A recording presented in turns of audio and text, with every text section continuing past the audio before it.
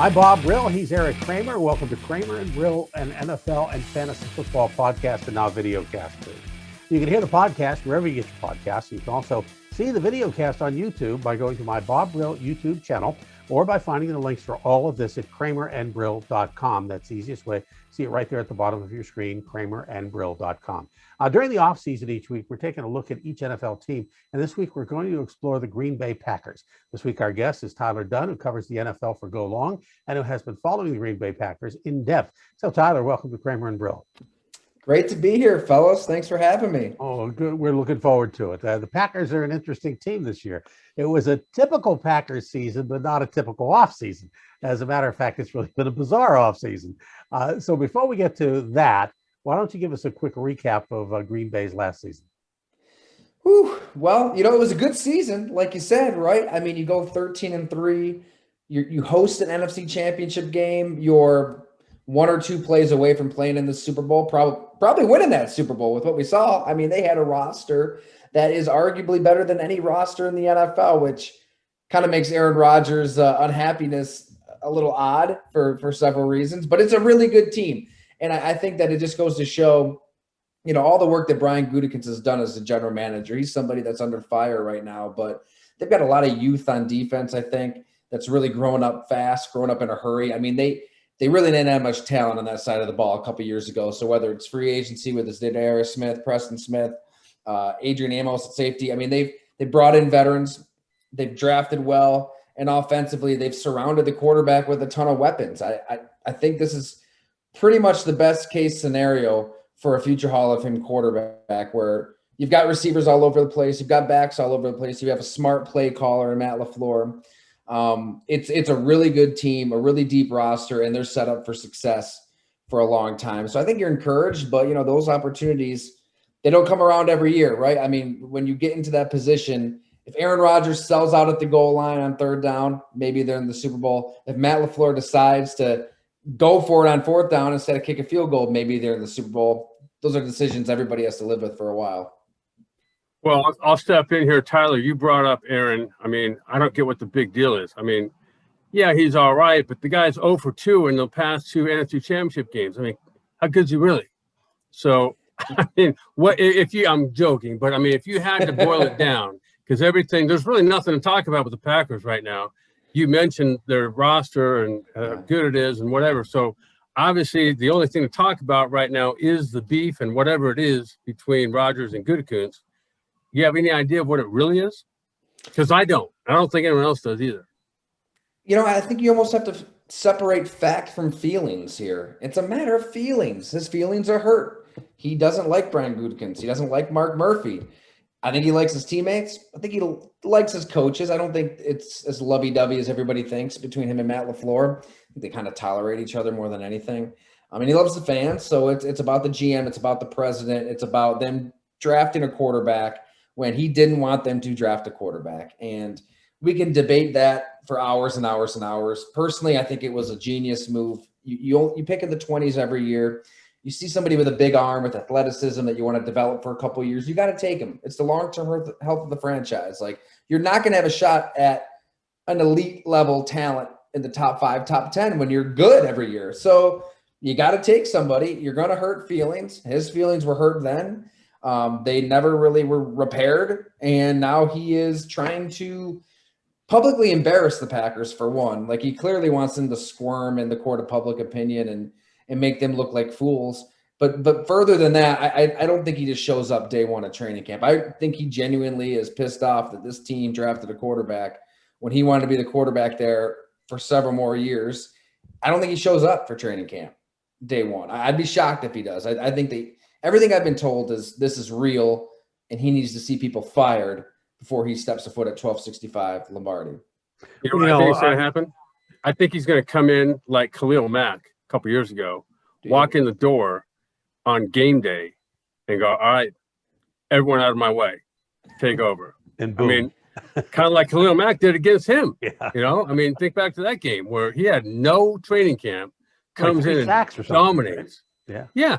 Interception, a fumble, recovery. I mean, strip the quarterback, whoever it was at the time. And then Rodgers, who's hurt, comes back and wins the game. I mean, that's, Yes, I pointed out he lost the NFC Championship game too, in fact, but so did I. I get that. Well, the thing is in the back of my mind. How much has he gone Hollywood? In other words, I thought he did a wonderful job on hosting Jeopardy. I really did, and I think other people did. He's had former girlfriends, we know, in Hollywood, and that influence. LeBron James has moved into Hollywood, is producing mega television shows and all kinds of stuff, and doing very well. How much has gotten into Aaron Rodgers' head, if at all, Hollywood? He's got a backup. He could do something else. I think it's real. I think the threat of retirement is a real thing, that he is that ticked off with the Packers and their culture, whatever you want to call it. Like, in his mind, he is willing to retire. He is willing to walk away. He is willing to do that kind of stuff. Host game shows, act, whatever. I think he wants to definitely move closer to the West Coast. Denver, Las Vegas are two teams that could use a quarterback. I think he would welcome a trade to either of those teams. I think that would be one reason for it, right? To get out of little Green Bay, Wisconsin, and do stuff beyond the football field. He's been there for 16 years. It's a long time. You can only have so many steak dinners at Chives in Suamico, Wisconsin. So I think that's a major reason too, is that he just is looking to do other stuff, is maybe a little sick and tired of Green Bay and everything that goes into Green Bay. And I feel like it's real. I don't, Jeopardy would have to choose him too, but that does give him a little point of leverage here that he can tell the Packers, yeah, I mean, I'm not going to show up. You better trade me. You better do something for it. I do think they have to take that seriously. And he does surround himself. His inner circle now, it's a lot of those Hollywood types, a lot of people that were in his inner circle back in the day. It's no secret. Family, friends, they've been cut out. He has replaced those people with a lot of people with ties to Hollywood. Jim Brown did it. Jim Brown just walked away in a heartbeat and didn't go back. So at the top of his career. It's a great point. I mean, we've seen even, not Hollywood related, but Calvin Johnson recently. I mean, and Eric, you played with Barry Sanders before that. It's not uncommon. We think that these guys just need football day in and day out. Not everybody needs it. I don't know if he necessarily needs it. No, that's true. And Barry, he could have gone on and played another 10 years if he wanted to. He could double his production. And no, but I'll make one more comment. This is not a question, but a comment about Aaron Rodgers. Is that back in like the early 2000s, I was just breaking into broadcasting, actually with Fox. And I was doing some games. I was doing some studio stuff. And one time I got sent down to Mission Viejo to cover the Elite 11. And Bob Johnson, the Mission Viejo high school coach, is one of the guys that started it. Yeah, so, Rob Johnson's dead. Right. So guess who's a quarterback there in high school? Aaron Rodgers. Who would have thought that Aaron Rodgers would be this Aaron Rodgers? Pretty cool. That's amazing. That is. Man, and that was really when it was starting off, wasn't it? Yeah. Yeah. So I'll move on here. So David Bakhtiari, obviously one of the best left tackles, if not the best in the game, gets hurt right at the end of last season, kind of ramping up into the playoff run. Now he's got an ACL tear. I think I know the answer to this question, but how huge was that at that time, what significance did that play in their ramping up into the playoffs? Man, that was huge. And, David Bakhtiari is a guy, I was at the Milwaukee Journal Sentinel. I think that's when we first talked, way back when I was there for stories. He came in as a rookie and started right away. I remember there were some major question marks. Injuries kind of threw him into action earlier than the Packers would have liked. And he was a stalwart right away. I mean, he has been such a rock for this team, keeping Aaron Rodgers upright. Russell Wilson, Deshaun Watson, Carson Wentz. I mean, these guys, other quarterbacks that wanted to be traded, they were running around for their life. Aaron Rodgers was sacked 20 times last year, right? Like, he's barely getting touched. And this is a quarterback who hangs on to the ball, who's waiting for that big play to develop. So that's a remarkable statistic. And he is the number one reason that he goes untouched game in and game out.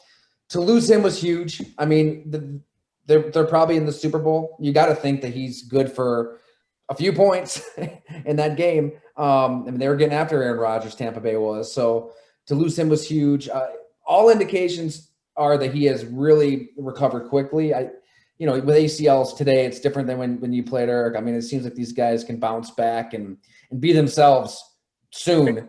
So he's already working off to the side at minicamp. I doubt he'd be ready for day one of training camp, anything like that. But you got to think he's got a realistic shot to play early in the season, which would be huge for the Packers. And just another reason that Aaron Rodgers' unhappiness doesn't make much sense, because he's got an offensive line that might be the best in football, left to right. And that brings us around to the other Aaron.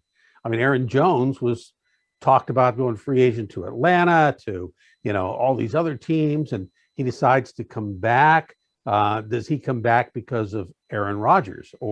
And if so, is that not a point of contention? Yeah, that was wild. I did not expect Aaron Jones to be back in Green Bay. You know, him and Jamal Williams were both free agents. You figured they could get Williams back a lot cheaper. I know Williams wanted to be back. I think part of Jamal Williams thought that Aaron Jones would be gone, you know, and he'd be able to be the guy in Green Bay with A.J. Dillon, who they drafted in the second round. So to get Aaron Jones back on what's effectively 2 years, was it 2 years, $20 million? That's a team-friendly deal for his kind of ability. I mean, he's a game breaker. I know he's smaller. I know he gets dinged up from time to time. When he's healthy, when he's right, when he's on the field, I mean, this guy can go 70, 80 yards on any given play. So that's huge for this team. To get him going with A.J. Dillon, we did a story with A.J. Dillon at Go Long. I mean, this is an NFL unicorn. He's got 7.8% body fat, and he's like 250. We all see the thighs. They're just unreal. I mean, Quadzilla, the quad father, whatever he's calling himself. He's legit. I mean, he's a beast. So I think that those two backs in tandem, regardless of who's quarterback, are going to be dangerous. And to answer your question, I don't know. I mean, maybe Aaron Jones knew what was going on with Aaron Rodgers. Maybe he didn't. I think that if there was a better deal out there, he probably would have taken it. I think a lot of people thought, you know, Miami was in the play, and the market never really materialized. And they knew what the market would be, you know, before he hit the market. You know, kind of Drew Rosenhaus he's not exactly locking himself in a room and not talking to teams. He's talking to these teams. It just wasn't there. It just wasn't there. So it's Green Bay's game.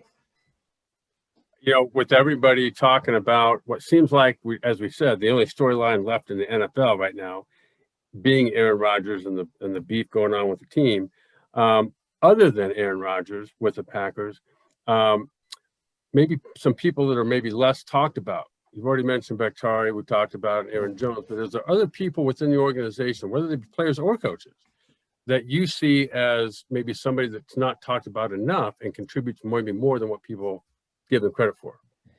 I feel like Marquez Valdes-Scantling really doesn't get the credit he deserves. We see the drops, the fumble against Indianapolis that led to death threats. You know, I mean, he's had some pretty big mistakes, obviously, but I mean, he did lead the NFL in yards per reception. The guy is a game breaker. You don't see receivers that are 6'2", 6'3", strong like him with that kind of speed. I mean, he's got burner speed at big size, at a big size. I mean, that's a weird combination that you got to give Brian Gutekunst credit for finding a player like that, similar to A.J. Dillon, right? I mean, you don't see running backs who run in the 4.5s and are 255, you know, and built like a Mack truck. So they found these physical freak kind of players for this offense that I think are ready to take that next step. And MVS is in a contract year.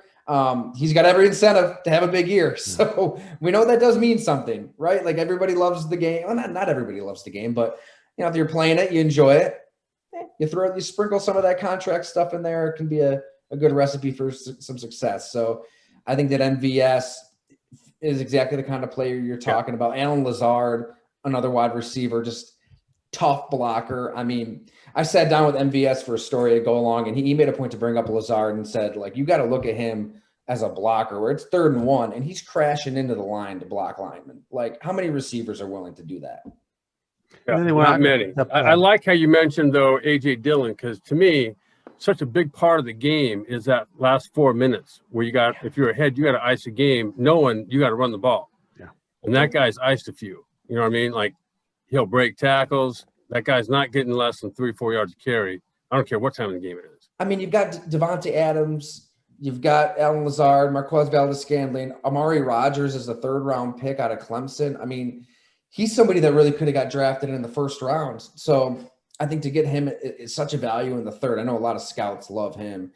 You still have St. Brown. You've got Bob Tunyon at tight end, who had the best catch rate, I want to say, out of all tight ends and all receivers. I think Isaiah McKenzie was ahead of him, but he's like a jet sweeper. He's not necessarily running routes. He catches everything you throw to him. I mean, it's unbelievable. So I think just all these weapons all over the place. It doesn't really matter.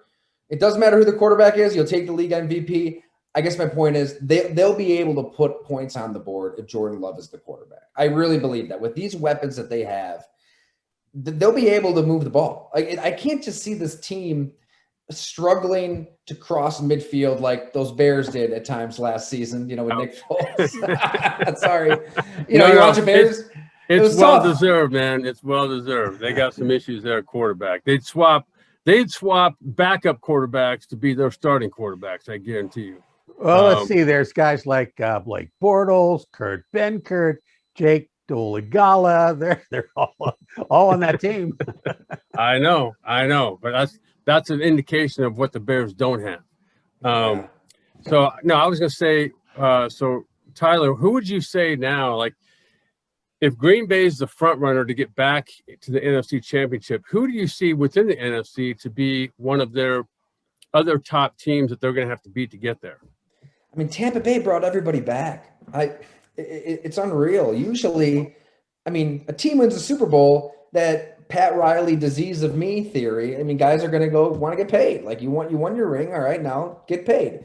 Guys stayed, in Tampa. I think the COVID cap had something to do with it, where across the league, guys weren't getting the contracts that they necessarily wanted or probably deserved. So, Jason Light and Bruce Arians kind of take advantage of that, where they can bring back basically their entire team on team-friendly deals. But I think players just want to be around Tom Brady. Tom Brady's willing to take less money, like he always is. That helps. And they're loaded. I mean, to bring back Shaquille Barrett, I mean, the whole D-line just had Patrick Mahomes running for his life.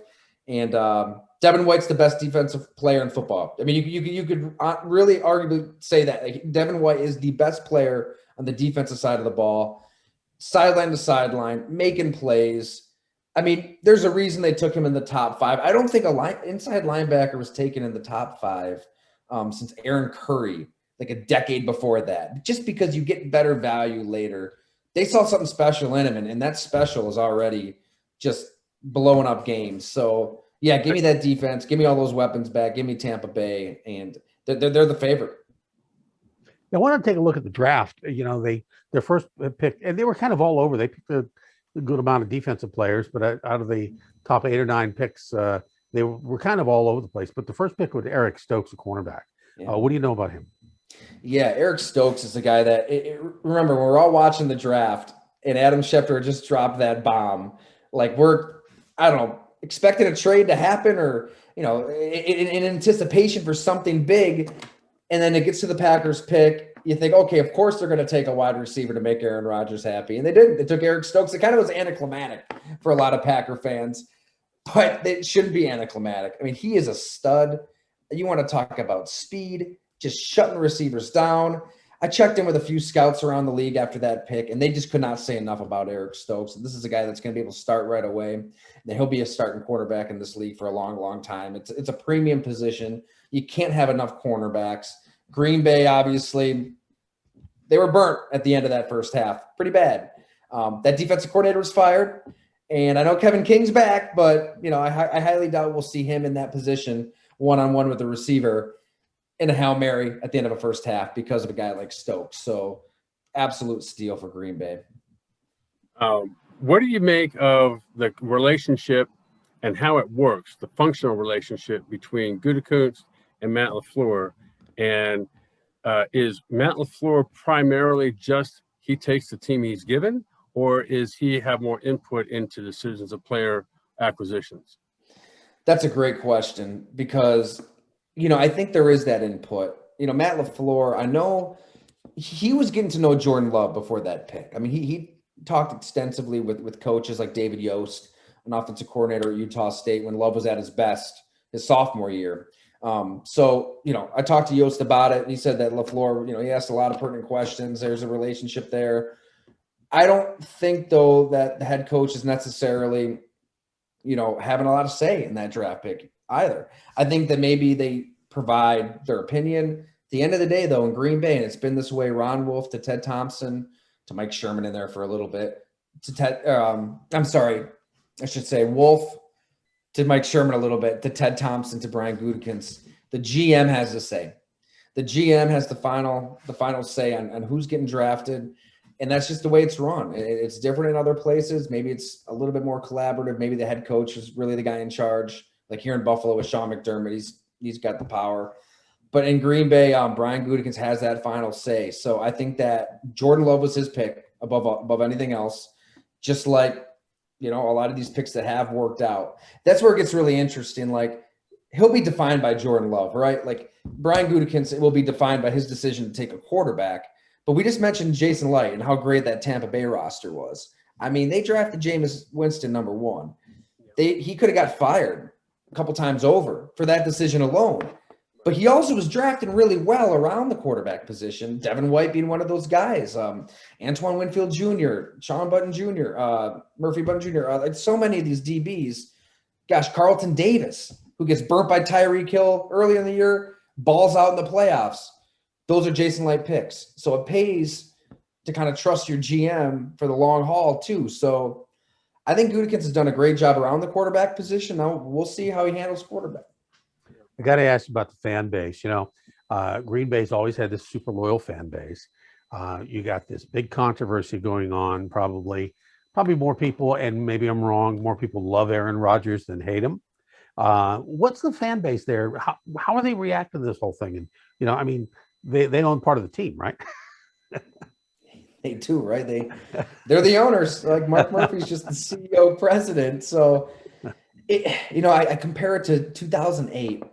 So when Brett Favre was trying to come back, I was an intern in Green Bay, that training camp, writing for a couple different publications, and it was like a baptism by fire for a college kid like myself to see all this up close. It was overwhelmingly pro Favre. Like it wasn't even close. Aaron Rodgers is getting booed at training camp practices. Their family night scrimmage that brings everybody into the stadium. I mean, they filled the stadium for a dang scrimmage. Brett Favre had flown in that day to meet with Ted Thompson and Mike McCarthy. They basically told Favre to leave. We're going with Aaron Rodgers. Rodgers struggles in that scrimmage. They're booing him again. They wanted Brett Favre to be the quarterback. Like he had just taken them to the NFC Championship game. They were 13-3, much like this situation. The difference is Brett Favre wanted back in, so I think that's where that support was rooted. Aaron Rodgers wants out. Aaron Rodgers has made it clear passive-aggressively through his surrogates. He hasn't really spoken for himself substantively, which isn't for the best. But it's pretty clear he wants out, right? Like he wants out, and fans see it for what it is. They see this roster's really good. They hear the reports that they're willing to pay Aaron Rodgers whatever he wants. They know that if Aaron Rodgers plays well, he can just force the Packers to trade Jordan Love. The ball is in his hands. The ball is in his court. So I think to answer your question, fans are pro-Packers. I'd say it's 80-20 even. I think it's pretty strongly pro-Packers because, yeah, they want Aaron Rodgers to be the quarterback. Who doesn't want the league MVP? But with how he's handling it like a child, it gets tiresome, honestly, and they see it for what it is. I'll jump in and say this. As a guy that played against the Packers for 9 straight years between Detroit and Chicago, that's still one of the favorite places I've ever been because you go in there and you literally drive through a neighborhood. Bob, it's like Canoga Park. Like you drive in and then all of a sudden there's a stadium. It's the biggest building by far in Green Bay. Like there's no buildings in Green Bay, just that. There's nothing. Yeah, the tallest building's a church. And I remember we stayed in Appleton at some little. It was almost like a motel, something or other. And Howard one Johnson, year, right? something like no, it's smaller. And one year I was hurt for the game, and so one of the equipment guys had a buddy that had a motorhome, and Green Bay is not far from Chicago, and from where we were in Chicago, Lake Forest. So I drove up with the equipment guys in that motorhome, and it literally it's like you're going through Nowhereville, and then all of a sudden there's Green Bay, which is a speck in Nowhereville. And it's just I'll say this too: the fans there were awesome. Like there was a game, actually this is Milwaukee. There was a game where when I was with the Lions, it was a game I wasn't playing. And at halftime, we're in this little packed in locker room that's no bigger than my living room. And I poked my head out the door, and the locker room sat on the mezzanine level. And there was a couple guys that were coming from the hot dog. They got a couple brats. And one guy sees me and he goes, "Here, you want a brat?" I'm like, "All right." Yeah, That's that's awesome. It's so true. They're unlike any other fan base, and it was a joy to be out there for 5 years myself to cover the team day in and day out. Because, I mean, you could do a story on the fourth string tight end. You know what I mean? And they'll go insane. They'll go nuts. Right. So even opposing players have to kind of like that, right? Like that passion and the tradition that's just like emanating for every pore of that building. It's unlike anything else. And you broke their hearts a couple times, if I remember right. Like you got a few wins in there. Yeah, a little bit. Yeah, we had one game we played there. I think I told Bob this. It was like 30 something below, and Barry gets handed the ball, and it's like a draw play going kind of up the middle, and Tiger, I think it was Green. I think Tiger Green, yeah. So Tiger Green, the field was so frozen, he was afraid to move. And so Barry's literally running right at him, doesn't move himself. Tiger goes like 2 steps and falls down. And Barry just goes right past him for about a 60-yard run. I was like, that place is, just between those two cities. I mean, you're right. It's a crazy fan base for both. And you're always like, I remember we would get the when I was in Detroit, I was because we played in the Dome back in Pontiac, and I'd always look at the schedule. And inevitably, it never ended in San Diego. It always ended in Green Bay, Buffalo, Chicago, somewhere below zero, wherever it was. Yeah, for a Southern California boy, that was really tough. You got that right. Yeah. Well, on that note, our guest this week is Tyler Dunne, who covers the NFL and has been covering the Green Bay Packers in depth for go long. And there you have it, Kramer and Brill, fantasy football podcast, now a video cast as well. You can hear the podcast on iTunes, Stitcher, Libsyn, Odyssey, and wherever you get your podcasts. And now you can also see the video cast on YouTube by going to my Bob Brill YouTube channel or by finding the links for all of this at kramerandbrill.com. You can see it right there at the bottom of your screen, kramerandbrill.com. That's the easiest way. For our guest, Tyler Dunne, my friend and colleague, Eric Kramer, I'm Bob Brill. We'll see you next time.